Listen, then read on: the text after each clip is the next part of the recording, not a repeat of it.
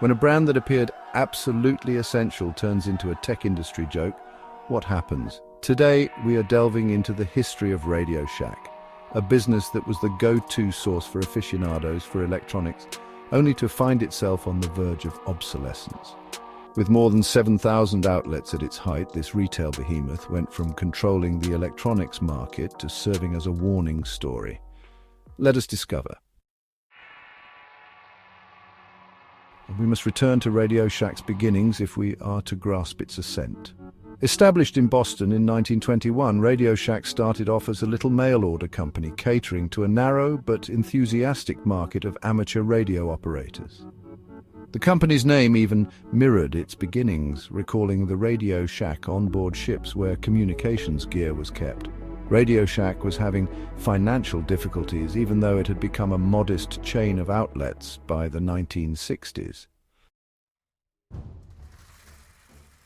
Then enter Charles Tandy, a businessman who recognized value in the brand's emphasis on electronics and do-it-yourself attitude. Tandy's concept made RadioShack household known. Serving enthusiasts and tinkerers unable to get these things elsewhere, he concentrated on making technology available to the ordinary consumer. The timing was just perfect.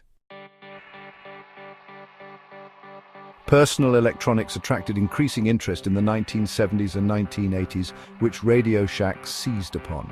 Considered to be the Trash 80, the company's TRS-80 personal computer was among the first mass-market PCs and a huge hit.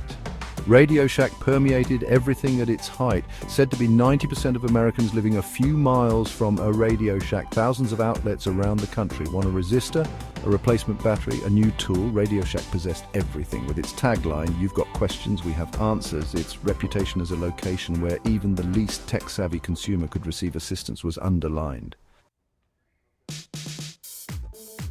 Still, RadioShack's demise was already being planted. Late in the 1990s, the tech industry was evolving quickly. Big box stores such as Walmart and Best Buy were providing a larger selection of electronics at less cost. Online buying was starting to take front stage, led by Amazon.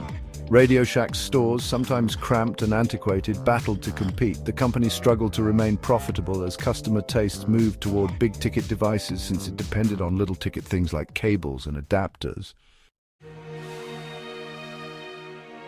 Then came the lost chances. Though it pioneered personal computers, RadioShack fell short in keeping with the digital revolution.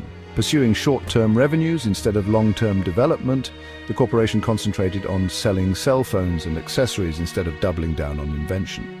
Although this approach helped temporarily, it left RadioShack exposed when carriers created their own retail locations and smartphone sales migrated online.